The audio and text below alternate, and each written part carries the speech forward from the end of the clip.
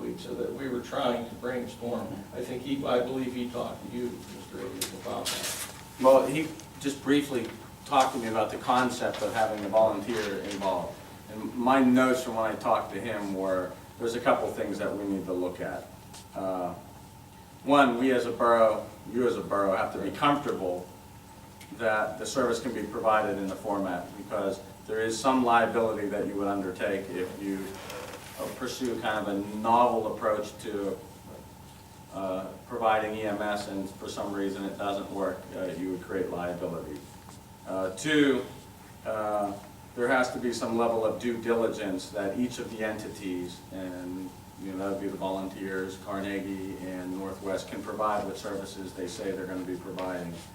I wanted to have the ability to reach to any subcontractors, whether it's for liability or their insurance, and not have them not be readily reachable by the borough directly. And then I talked with John about it, I needed to look into it from a contractual standpoint, how it's going to be structured. And I still don't have that direction just yet. Yeah, if we need one entity, I could see that being able to play down through the management to make sure that everything's working smoothly and whatnot. So I would tend to agree with you there. And I would suggest, just listening to this tonight, really, this is the first time, so I haven't had time to research or digest it. But unless the three entities you're dealing with have created a new entity, a joint venture agreement, some document that I understand the nature of their relationship, I don't know how you contract with three separate and distinct entities to provide one service. I need to contract with an entity, a joint venture, a newly created nonprofit. There is an agreement between Northwest and Carnegie already. I can get you that, but whatever, is feasible and is amenable to the council, I think that. So why don't we direct the solicitor to draw up a contract that operates with that entity, Carnegie, and... Well, that's the problem. It's not an entity. There's just a He memorandum. said there is. No, he said there's an agreement, which means there's a and it's referenced in here that I see called a memorandum of understanding, but it doesn't create a new entity. It doesn't create a joint venture. And that's a potential problem. So what we were to look at is having one of those entities, either Carnegie or Northwest, be the primary contract holder, and then work through that. That might sound reasonable liability situation too also. Can we just go with REMS?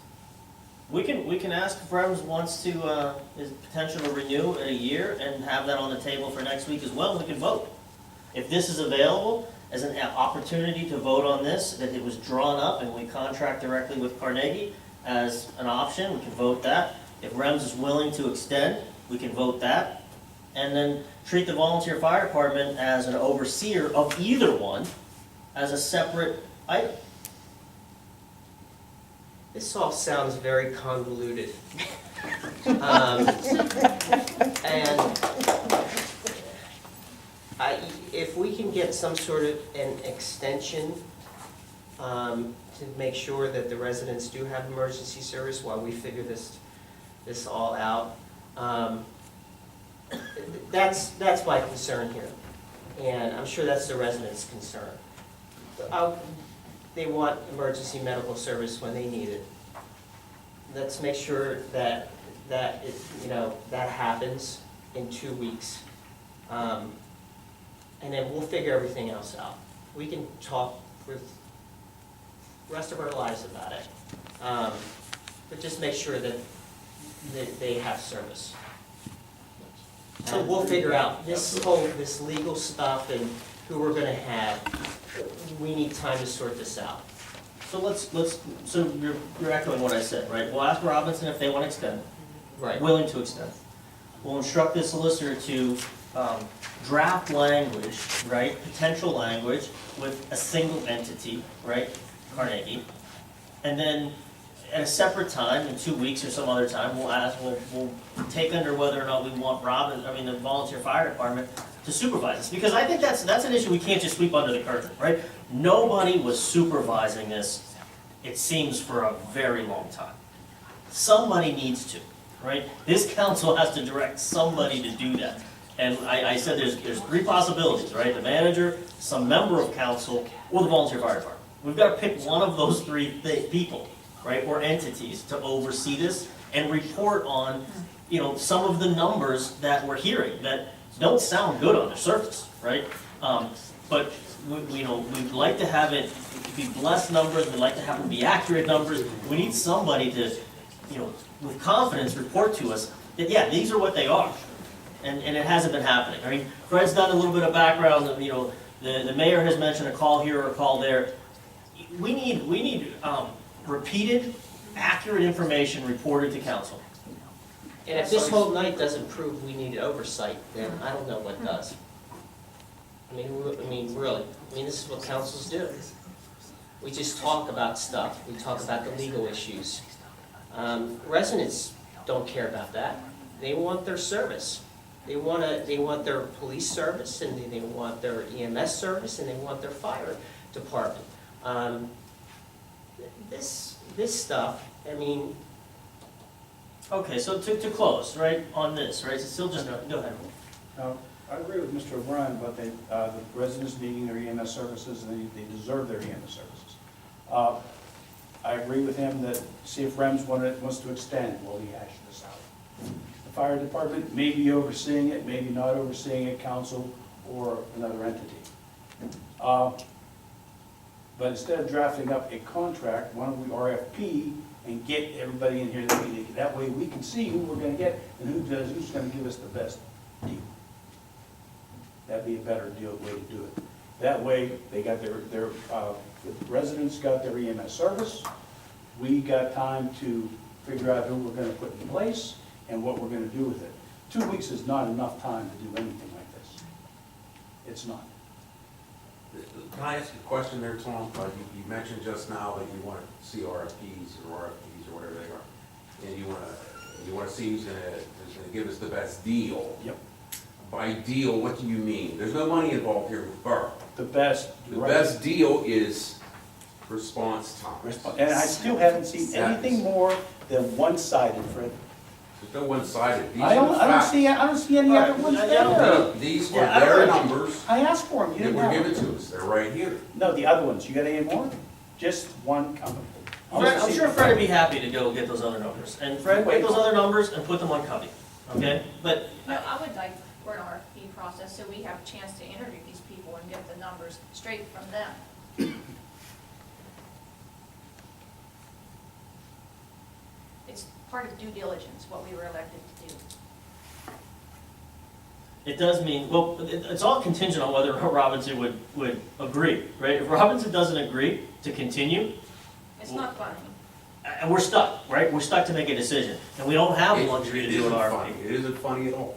right? So we have to the manager's gotta get to that discussion and answer, right? Or we're gonna be making a decision in the next 2 weeks about who it's gonna be. So, Well, it should be first, you have to have somebody. yeah, right. You're obligated to do that. So we have to take two paths here.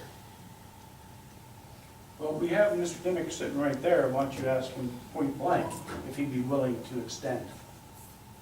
Since we have some residents here that can, and we have the residents on the camera. He's welcome to come up with citizen comments at the end.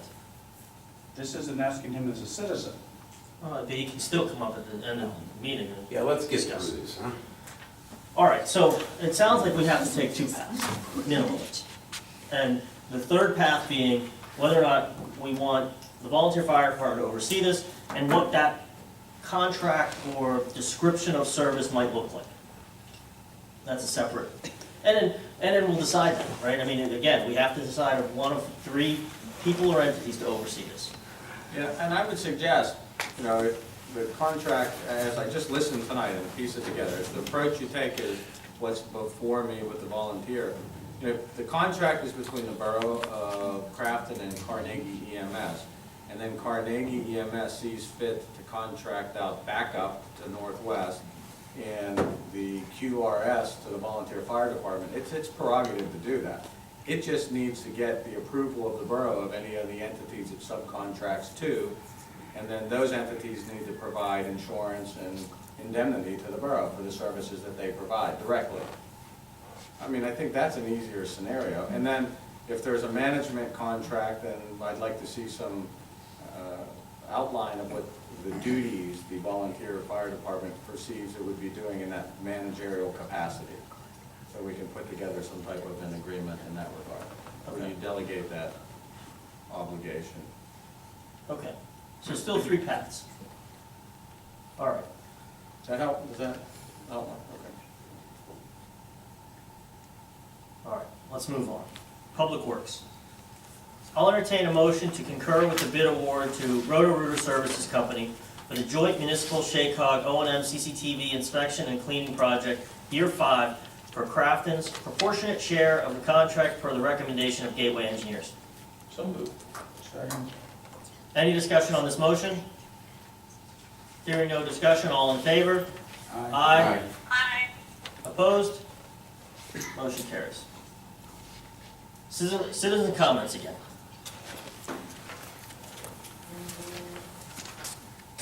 Name, address. Charlene Frankie, again. I'm appalled that if we get these reports every month, that nothing was even said or done about it. Is there anything in the contract that you can, as the last year, we could have said something until just this last week? There was no performance criteria in the contract. So are the new contracts going to have a performance criteria? Absolutely. And then, The new contracts will. the other thing that I'm thinking, now, I work in hospital quality control, you check it every month, you're checking it constantly, looking for trends, seeing where there's a problem. Now, are you gonna look at the Carnegie and Northwest, what are their response times and everything, can we compare them, where they're at? With certain boroughs, yeah, absolutely. Their response times, one study had them among the best in Allegheny County. Can we see them? Yes. Well, that information is readily available. I'll get the information. And then, I guess we need to have in the contract that we will do something if it's, Actually, we don't have to negotiate a contract now, but I'll tell you, you don't need performance criteria. If you have a contract that gives you the right as the borough within if it. how many days to terminate for any reason, and you don't like the performance, you just terminate. In fact, I would prefer that, because when you start arguing about whether or not a performance criteria has been met, it creates the potential for a fight.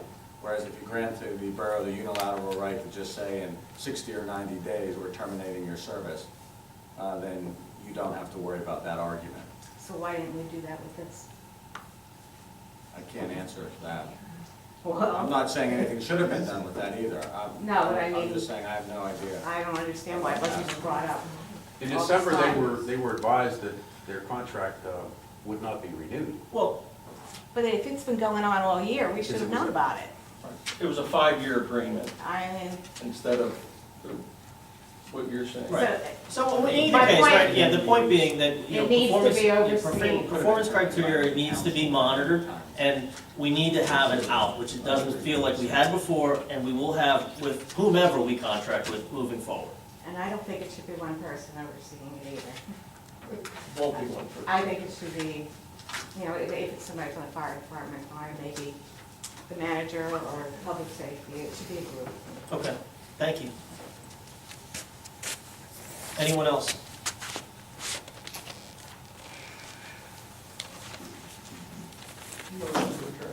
I'd like to say one thing. Sure. Tom, when you're saying about, would you call that the opt-out 90 days without a process? If there's something like that in there, yeah, you don't have to worry about performance standards. yeah. Okay.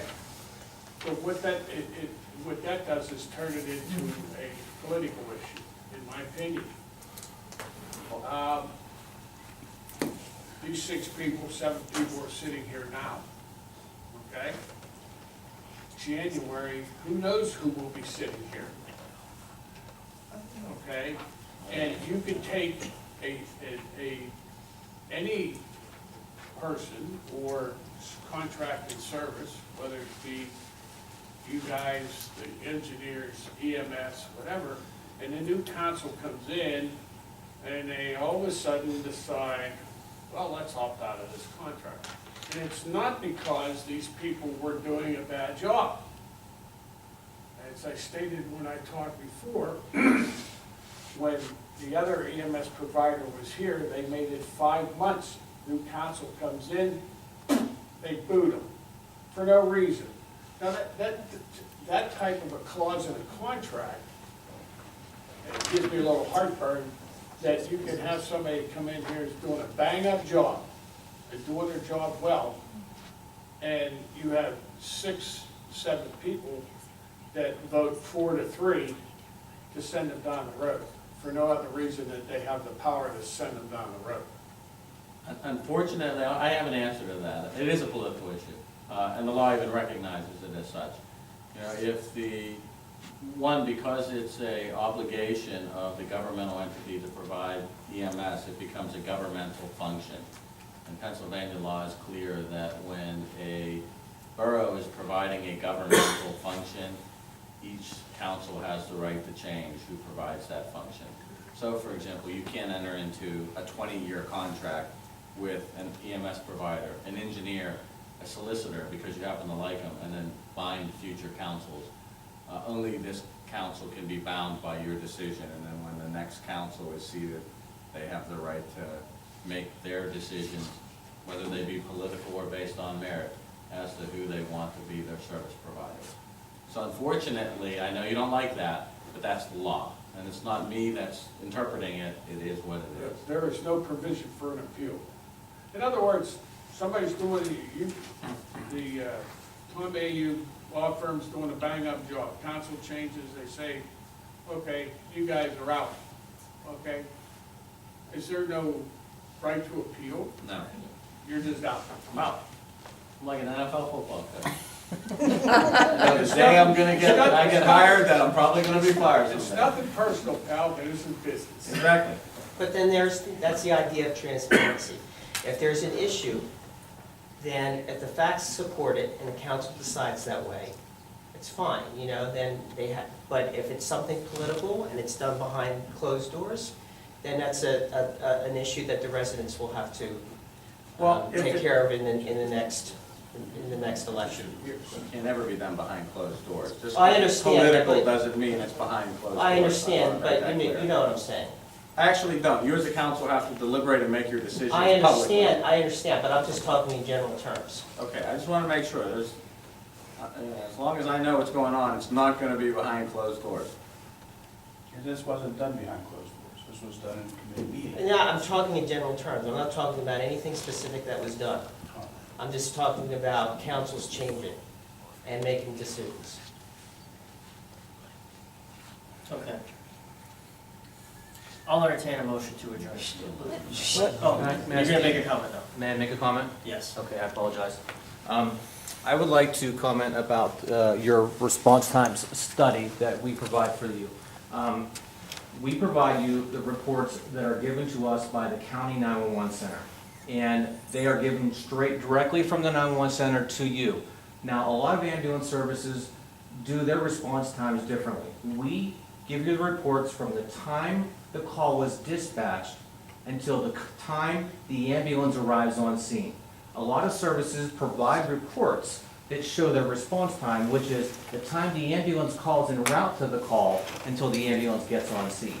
I'm giving you the time that we get the call because it takes a couple seconds for us to go from the basement, come up the steps, get in the ambulance, and respond. And a lot of reports that are given to councils, I'm not saying that that's what's happening here, but be very careful with what you look at response times. Because it's the total time, I believe it's the time that the call is originally given to us to the time that we got on scene, not the time that the ambulance took to get there from the time that they called en route to the 911 center. And those reports show from the time of dispatch until the time we get on scene. And as far as a national standard under the Fire Department or Fire Act, there is no national standard for EMS response times. It doesn't follow under the Fire Department. Am I allowed to discuss things then, or if he's answering?